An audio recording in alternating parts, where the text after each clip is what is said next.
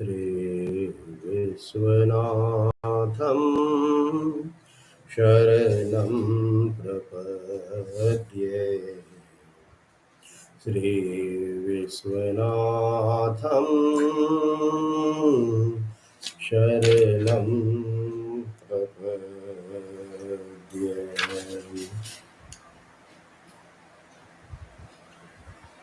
ॐ शुमुखश्च कदन्तश्च कपिलो गजकर्णकः लम्बोदरश्च विकटो विघ्ननाशो विनायकः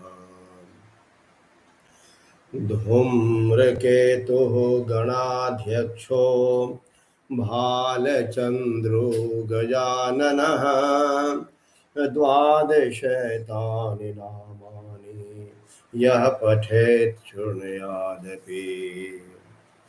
विद्यारम्भे विवाहे च प्रवेशे निर्गमे तथा संग्रामे संकटे चैव विघ्नस्तस्य न जायते। विघ्नस्तस्य न जायेत सर्वविघ्नोपशान्तये। अविप्सिद्धार्थसिद्ध्यर्थं पूजितो यः सुरासुरे सर्वविघ्नहरस्तस्मै गणाधिपतये नमः। गणाधिपतये नमः। ॐ नारायणं नमस्कृत्य नरं चैव नरोत्तमं देवीं सरस्वतीं व्यासं ततो जयमुदीरयेत्। आज हम सभी चर्चा करेंगे, श्रावण माह है, गंगा का क्या महत्व है और सब समझते हैं। और हम सभी, चाहे वो मेरा घर कटरिया हो, मेरा निवास स्थान भागलपुर हो, तो जब मैं कटरिया रहता था तो वहाँ तो गंगा और यमुना का संगम था। आज मैं भागलपुर में हूँ, यहाँ भी मैं गंगा नदी के किनारे हूँ। प्रतिदिन सुबह में गंगा स्नान करना और बाबा को जल चढ़ाना, ये मेरा आज प्रतिदिन का काम। तो आज हम सभी चर्चा करेंगे कि इस गंगा का अवतरण कैसे हुआ, ये गंगा आई कैसे पृथ्वी पर। श्रीमद् भागवतम के अनुसार जैसा है मैं वह वर्णन कर रहा हूं। तो इसके पहले मैं थोड़ा सा पीछे चला जाता हूं कि हम क्या देखते हैं कि इक्ष्वाकु वंश में एक बहुत ही चक्रवर्ती सम्राट हुआ जिनका नाम शगर था। और शगर बहुत ही प्रतापी राजा थे। एक बार की बात है कि वो एक अश्वमेध यज्ञ कर रहे थे और अश्वमेध यज्ञ में क्या हुआ कि किसी ने उनके घोड़े को चुरा लिया। राजा शगर के 60,000 पुत्र थे। वो सभी पूरे सातों द्वीप में खोजने को निकल पड़े कि कहां पर है, किसने चुराया है। ढूंढते ढूंढते वो क्या देखते हैं कि पूर्व और उत्तर के कोने पर कपिल मुनि के आश्रम के पास उन्हें अपना अश्व दिखाई दिया और उन्होंने सोचा कि इस मुनि ने ही हमारे पिता के यज्ञ के घोड़े को चुराया है और उन पर अपशब्द तरह तरह के बातें कहने लगा। इससे कपिल मुनि के आंख खुलने पर ही वे सभी जो है वो जल करके राख हो जाते हैं। और फिर यह पूछने पर कि अब कैसे इन सबों का उद्धार होगा, तो बताते हैं कि जब इस पृथ्वी पर मां गंगे का अवतरण होगा, गंगा आएगी, तभी इनका उद्धार हो सकता है। तो आज हम सभी भगीरथ का चरित्र और गंगा के अवतरण की कथा का वर्णन सुनेंगे। ओम नमो नारायणाय, ओम नमो नारायणाय, ओम नमो नारायणाय। श्री शुक उवाच अंशुमांश्च तपस्तेपे गंगा नयन काम्यया कालं महन्तं न शक्रोत ततः कालेन शंकितः दिलीपस्तत्सुतस्तद्वद्वाशक्तः कालमेयवान् भगीरथस्तस्य पुत्रस्तपे सह सोमहतपम्। श्री सुखदेव जी कहते हैं, हे परीक्षित, अंशुमान ने गंगा जी को लाने की कामना से जब बहुत घोर वर्ष तक तपस्या की, परंतु उन्हें सफलता नहीं मिली और समय आने के पहले उनकी मृत्यु हो गई। अंशुमान के पुत्र दिलीप ने भी वैसी ही तपस्या की, परंतु वे भी असफल ही रहे। समय आने पर दिलीप की भी मृत्यु हो गई और वह भी गंगा को धरती पर लाने में समर्थ न हो सके। दिलीप के पुत्र थे राजा भगीरथ। अंशुमान, अंशुमान का पुत्र दिलीप और दिलीप के पुत्र हुए राजा भगीरथ।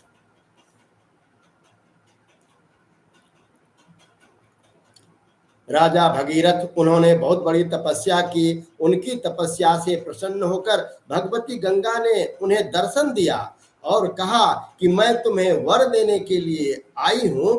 ऐसा कहने पर राजा भगीरथ ने बड़ी नम्रता से अपना अभिप्राय प्रकट किया कि हे माता, आप अब मृत्युलोक को चलिए, आप पृथ्वी पर चलिए। गंगा जी ने कहा, जिस समय मैं स्वर्ग से पृथ्वी तल पर गिरूंगी, स्वर्ग से जिस समय मैं पृथ्वी तल पर गिरूं, उस समय जो मेरा वेग होगा उसे कोई धारण करने वाला होना चाहिए। स्वर्ग से पृथ्वी पर आते समय जो मेरा वेग होगा, उस वेग को धारण करने के लिए कोई ऐसा होना चाहिए, नहीं तो क्या होगा कि मैं पृथ्वी को फोड़ करके रसातल में चली जाऊंगी। स्पष्ट है। भगीरथ के तपस्या से मां गंगा प्रसन्न होती है और वो क्या कहते हैं, भगीरथ बोलते हैं कि हे माता, आप हमारे पूर्वजों के उद्धार करने के लिए आप पृथ्वी पर चलिए। माता कहती है, मैं तो जाने को तैयार हूं, पर जिस समय मैं स्वर्ग से पृथ्वी तल पर गिरूं, उस समय जो मेरा वेग होगा उसे कोई धारण करने वाला होना चाहिए। अब माता के उस वेग को कौन धारण कर सके? और ऐसा नहीं होने पर क्या होगा कि मैं पृथ्वी को फोड़ करके रसातल में चली जाऊंगी और इसका क्या होगा, इसके कारण मैं पृथ्वी पर भी नहीं जाऊंगी और लोग क्या होगा कि मुझे अपने पाप को धोएंगे, फिर मैं उस पाप को कहां धोऊंगी। भगीरथ, इस विषय में तुम स्वयं विचार करो। अब भगीरथ के पास ये समस्या हो गई कि उस मां गंगे के वेग को कौन धारण कर सकते हैं। आज गंगा की क्या स्थिति है, गंगा तट पर रहने वाले लोग जानते हैं। आज सावन मास है तो गंगा दिखाई देती है, नहीं तो गंगा का दर्शन भी नहीं होता। तो गंगा बहुत ही पवित्र, हम लोगों के लिए पाप हारिणी, हम सबों के लिए हम सभी भाग्यशाली हैं कि हमारे पास से गंगा गुजरती है। अब मां गंगे के इस प्रकार कहने पर भगीरथ कहते हैं, हे माते, जिन्होंने लोक परलोक, धन संपत्ति और स्त्री पुरुष की कामना का संन्यास कर दिया है, जो संसार से उपरत होकर अपने आप में शांत है, जो ब्रह्मनिष्ठ और लोगों को पवित्र करने वाले परोपकारी सज्जन हैं, वे अपने अंग स्पर्श से तुम्हारे पापों को नष्ट कर देंगे, क्योंकि उनके हृदय में अघरूप अघासुर को मारने वाले भगवान सदा निवास करते हैं। समस्त प्राणियों के आत्मा रुद्र देव तुम्हारा वेग धारण कर लेंगे, क्योंकि जैसे साड़ी सूतों में ओतप्रोत है, वैसे ही यह सारा विश्व रुद्र में ही ओतप्रेत है। शिवोहम शिवोहम शिवोहम शिवोहम। हमेशा यह पूरा रुद्र शिव जो है वह ही इस पृथ्वी के, इस धरती के नियंता हैं। शिवोहम शिवोहम, हमेशा शिवोहम शिवोहम शिवोहम शिवोहम। परीक्षित कहते हैं, गंगा जी से इस प्रकार कहकर राजा भगीरथ ने तपस्या के द्वारा भगवान शंकर को प्रसन्न किया। थोड़े ही दिनों में महादेव जी उन पर प्रसन्न हो गए। भगवान शंकर तो संपूर्ण विश्व के हितैषी हैं। राजा की बात उन्होंने तथास्तु कह करके, तथास्तु तथास्तु, तुम जैसा चाहते हो वैसा ही हो, तथास्तु। तो राजा भगीरथ की बात पर प्रभु श्री और हमारे जो क्या कहते हैं शंकर जी हैं, वो तो आशुतोष, आशुतोष, आशुतोष क्या होते हैं? जो बहुत जल्द प्रसन्न हो जाए। धतूरा दे दो, जल दे दो, वो प्रसन्न हो जाते हैं। बोलो तुम क्या चाहते हो। भगवान शंकर तो संपूर्ण विश्व के हितैषी हैं और राजा भगीरथ की बात सुनकर के उन्होंने तथास्तु कहकर स्वीकार कर ली। फिर शिव जी ने सावधानी पूर्वक गंगा जी को अपने सिर पर धारण किया। क्यों न हो, भगवान के चरणों का स्पर्श होने के कारण गंगा जी का जल परम पवित्र जो है।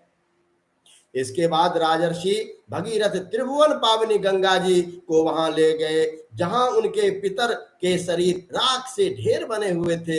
वे वायु के समान वेग से चलने वाले रथ पर सवार होकर आगे आगे चल रहे थे और उनके पीछे पीछे मार्ग में पड़ने वाले देशों को पवित्र करती हुई गंगा जी दौड़ रही थी।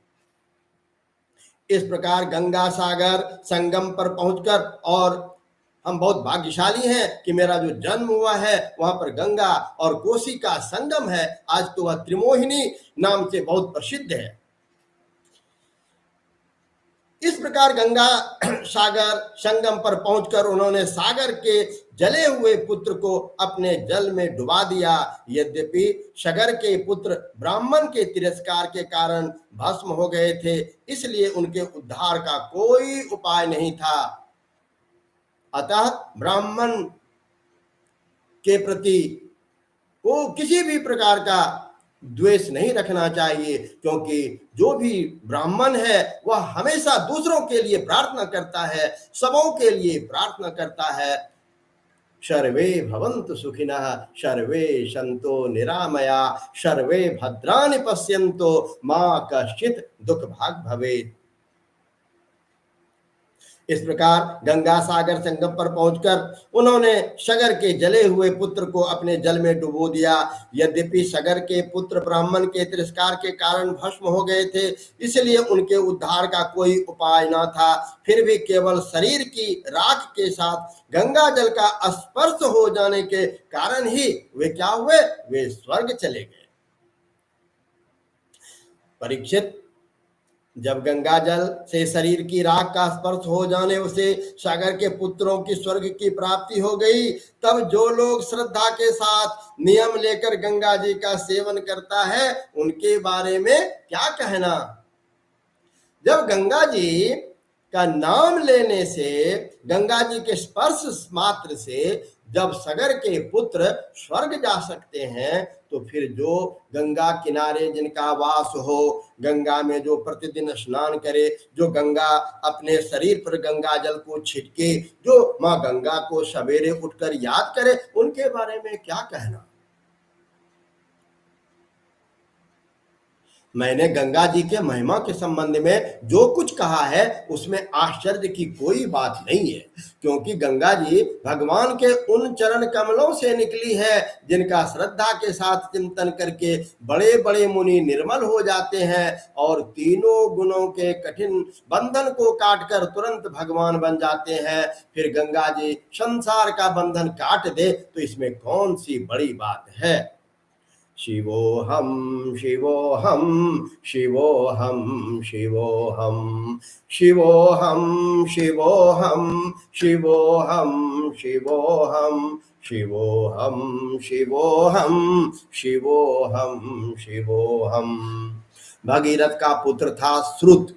श्रुत का पुत्र नाभ, यह नाभ पूर्वोक्त आगे नाभ का वर्णन आया है, तो वो उस नाभ से अलग है। नाभ का पुत्र था सिंधु द्वीप, और सिंधु द्वीप का आयुतायु। आयुतायु आयुतायु के पुत्र का नाम था ऋतुपर्ण।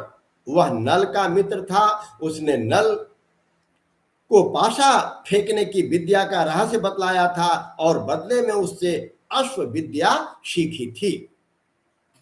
ऋतुपर्ण का पुत्र सर्वकाम हुआ। परीक्षित, सर्वकाम के पुत्र का नाम था सुदास। सुदास के पुत्र का नाम था सौदास, और सौदास की पत्नी का नाम था मदयंती। सौदास को ही कोई कोई मित्र सह कहते हैं, और कहीं कहीं उसे कलमाश पाद भी कहा गया है। वह वशिष्ठ के शाप के कारण राक्षस हो गया था, और फिर अपने कर्मों के कारण संतानहीन हुआ। राजा परीक्षित ने पूछा, भगवान, हम यह जानना चाहते हैं कि महात्मा सौदास को गुरु वशिष्ठ जी ने क्यों शाप दिया था। क्या पूछना चाहते हैं कि वशिष्ठ मुनि ने सौदास को क्यों श्राप दिया था। श्री सुखदेव जी बोले, हे परीक्षित, एक बार राजा सौदास शिकार खेलने को गए हुए थे। वहां उन्होंने किसी राक्षस को मार डाला और उसके भाई को छोड़ दिया। उसने राजा के इस काम को अन्याय समझा, और उसने भाइयों की मृत्यु का बदला लेने के लिए वह रसोइये के रूप को धारण करके उसके घर आया। एक दिन जब भोजन करने के लिए गुरु वशिष्ठ जी राजा के यहाँ आए, तब उसने मनुष्य का मांस रांध कर उन्हें खिला दिया। जब सर्वसमर्थ वशिष्ठ जी ने देखा कि परोसी जाने वाली वस्तु तो नितांत अभक्ष्य है, तब उन्होंने क्रोधित होकर राजा को शाप दिया कि जा, तू इस काम से राक्षस हो जाएगा। जब उन्हें यह बात मालूम हुई कि यह काम तो राक्षस का है, राजा का नहीं, तब उन्होंने उस शाप को केवल 12 वर्ष के लिए कर दिया। उस समय राजा सौदास भी अपने अंजलि में जल लेकर गुरु वशिष्ठ को शाप देने के लिए उद्यत हुए, परंतु उनकी पत्नी मंदयंती ने उन्हें ऐसा करने से रोक दिया। इस पर सौदास ने विचार किया कि दिशाएं, आकाश और पृथ्वी, कौन कौन? दिशाएं, आकाश और पृथ्वी, सब के सब तो जीवमय ही हैं। यह तो तीक्ष्ण जल कहां छोड़ूं। अंत में उन्होंने उस जल को अपने पैरों पर डाल लिया। इसके बाद उनका नाम मित्र सह हुआ। उस जल से उनके पैर काले पड़ गए, इसलिए उनका नाम कलमाश पाद भी हुआ। अब वे राक्षस हो चुके थे। राक्षस क्यों हुआ, इसका वर्णन हम सबों ने सुना।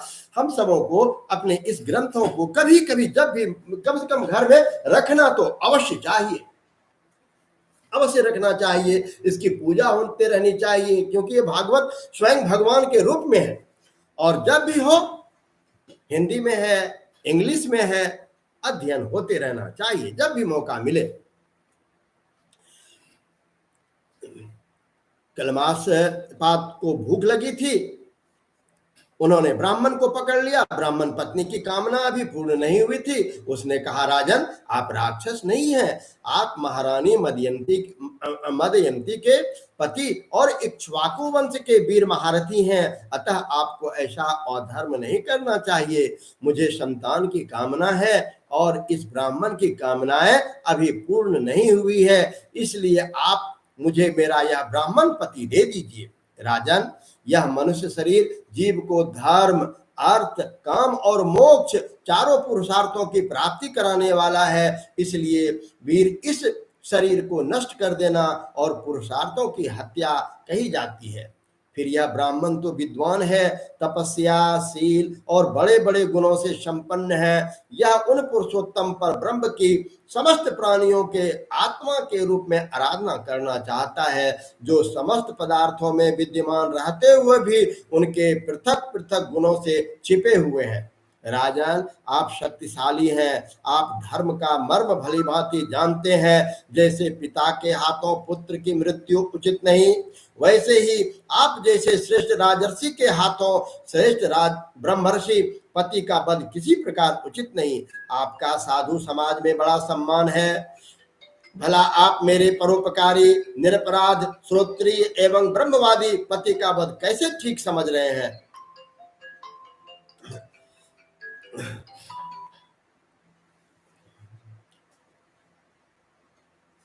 आप साधु समाज का में आपका बड़ा सम्मान है। आप मेरे परोपकारी, निरपराध, श्रोत्रिय एवं ब्रह्मवादी पति का वध कैसे ठीक समझ रहे हैं? ये तो गौ के समान निरीह हैं। फिर भी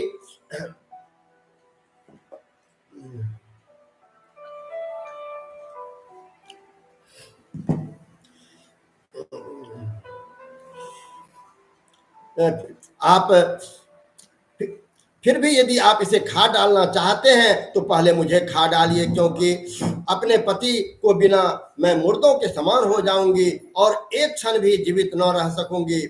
ब्राह्मण पत्नी बड़ी ही कामनापूर्ण वाणी में इस प्रकार कहकर अनाथ की भांति रोने लगी, परंतु सौदास ने साप से मोहित होने के कारण उनकी प्रार्थना पर कुछ भी ध्यान न दिया और ब्राह्मण को वैसे ही खा गया जैसे बाघ किसी पशु को खा जाए। जब ब्राह्मणी ने देखा कि राक्षस ने मेरे गर्भाधान के लिए उद्दत पति को खा लिया, तब उसे बड़ा शोक हुआ। सती ब्राह्मणी ने क्रोध करके राजा को शाप दे दिया, रे पापी, मैं अभी काम से पीड़ित हो रही थी, ऐसी अवस्था में तुमने मेरे पति को खा डाला है। इसलिए मूर्ख, जब तुम स्त्री से सहवास करना चाहेगा तभी तेरी मृत्यु हो जाएगी। यह बात मैं तुम्हें सुझाई देती हूँ। इस प्रकार मित्र सह को शाप देकर ब्राह्मणी अपने पति की अस्थियों को धधकती हुई चिता में डालकर स्वयं भी सती हो गई और उसने वही गति प्राप्त की जो उसके पतिदेव को मिली थी। क्यों न हो, वह अपने पति को छोड़कर और किसी लोक में जाना भी तो नहीं चाहती थी। 12 वर्ष बीतने पर राजा सौदास साप से मुक्त हो गए। जब वे सहवास के लिए अपनी पत्नी के पास गए तब उसने इन्हें रोक दिया, क्योंकि उसे उस ब्राह्मणी के साप का पता था।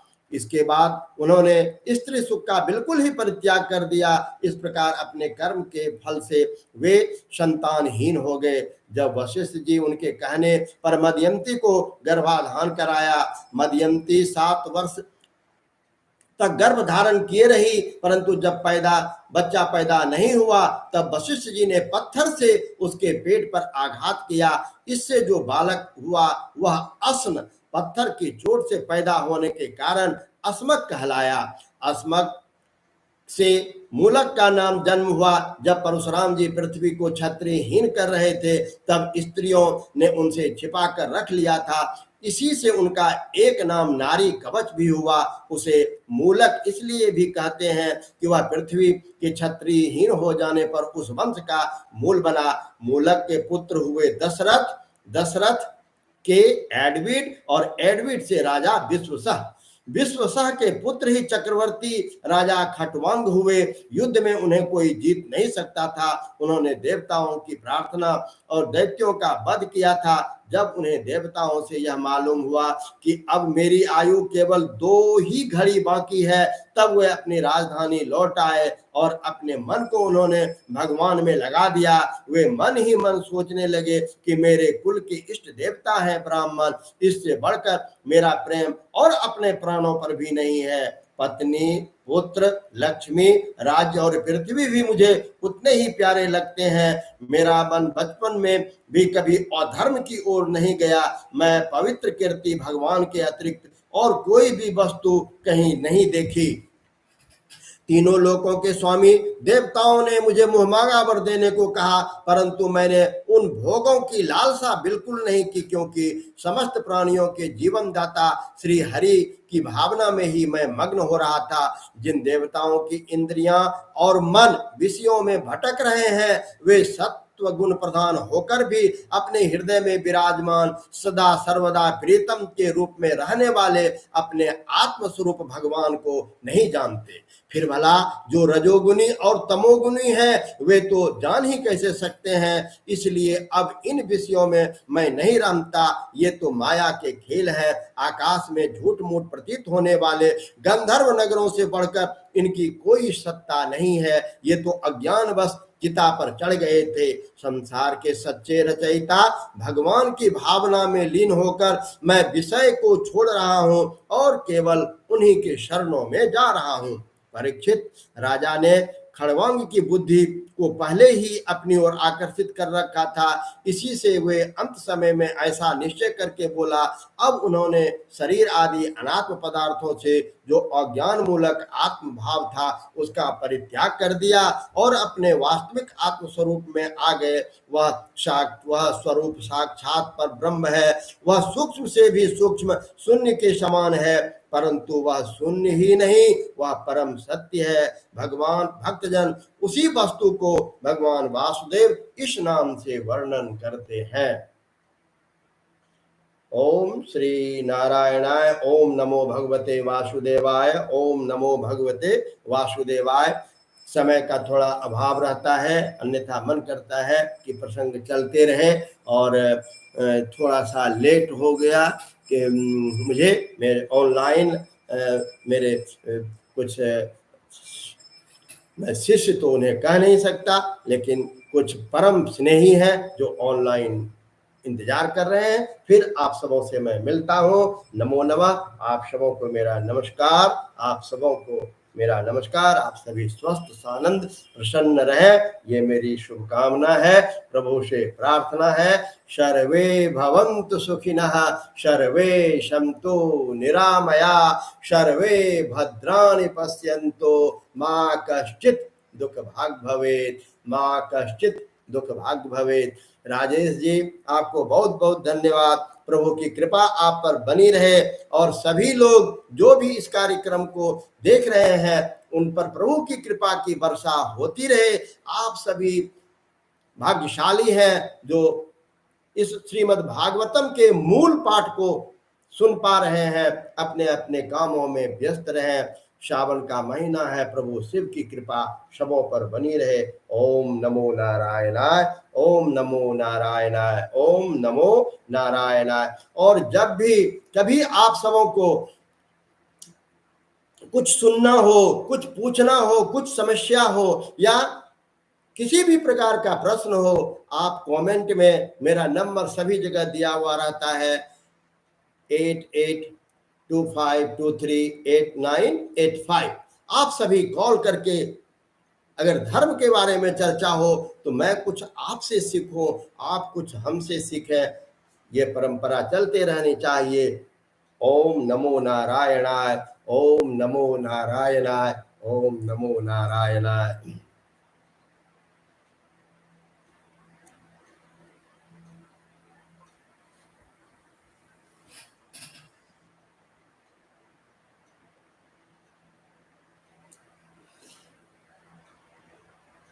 हेलो कृष्ण।